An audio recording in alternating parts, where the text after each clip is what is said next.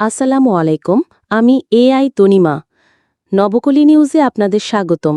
প্রথমেই জানাচ্ছি দেশ ও দুনিয়ার আজকের সংবাদ শিরোনাম। মালয়েশিয়ায় ৩০৬ জন বাংলাদেশি আটক। বঙ্গোপসাগরে ধরা পড়ছে ইলিশ, খুশি জেলেরা। পঞ্চগড়ে ছুরিকাঘাতে ছাত্রদল কর্মী নিহত। ইইউর শীর্ষ কর্মকর্তা বললেন, গাজায় সংকট গণহত্যার মতোই দেখাচ্ছে। যুক্তরাষ্ট্র রাশিয়ার শান্তি আলোচনা ও নতুন শুল্ক নীতি।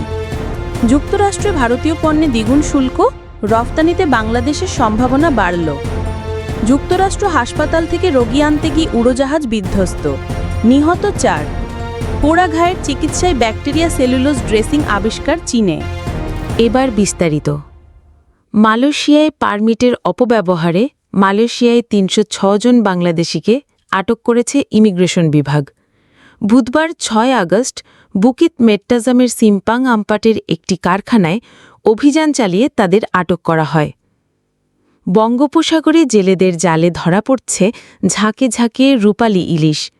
দক্ষিণাঞ্চলের বৃহৎ মাছের মোকাম কুয়াকাটা, আলিপুর, মহিপুর ইলিশের সয়লাভ হয়ে গেছে। গত ২ দিনে ১,০০০ মণ ইলিশ বিক্রি হয়েছে। এতে হাসি ফুটেছে জেলে, ট্রলার মালিক, আড়তদার, ব্যবসায়ীদের মুখে। পঞ্চগড়ে ব্যক্তিগত দ্বন্দ্বে ছুরিকাঘাতে এক ছাত্রদল কর্মী নিহত হয়েছেন। বুধবার ৬ আগস্ট দিবাগত রাত ৮:৩০টার দিকে জেলা শহরের সিনেমা হল মার্কেটের আলী চটপটি দোকানের সামনে এই ঘটনা ঘটে।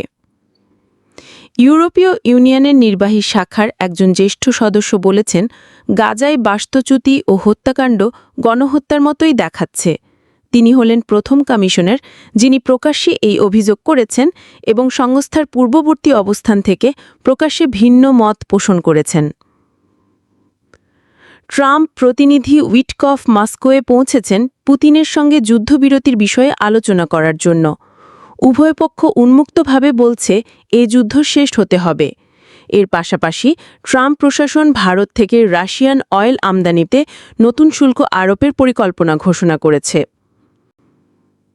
যুক্তরাষ্ট্রে ভারতীয় পণ্যের উপর শুল্ক হার দ্বিগুণ হওয়ায় আন্তর্জাতিক বাণিজ্যে নতুন মোড় সৃষ্টি হয়েছে।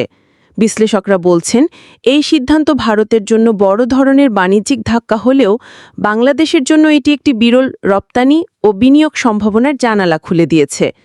কৌশলগত প্রস্তুতির মাধ্যমে বাংলাদেশ শুধু মার্কিন বাজারেই নয়, দক্ষিণ এশিয়ার শীর্ষ রপ্তানিকারক দেশ হিসেবেও নিজেদের অবস্থান আরও মজবুত করতে পারে।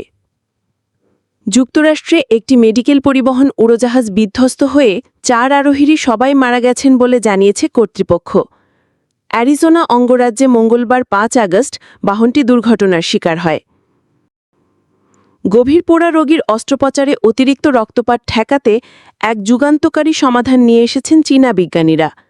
এটি সাধারণ ড্রেসিং নয়, গবেষকরা এতে মানবদেহে প্রাকৃতিক রক্ত জমাট বাঁধার এনজাইম থ্রোম্বিন বা সর্বকালের সবচেয়ে কার্যকরী আঠা মিশানো হয়েছে।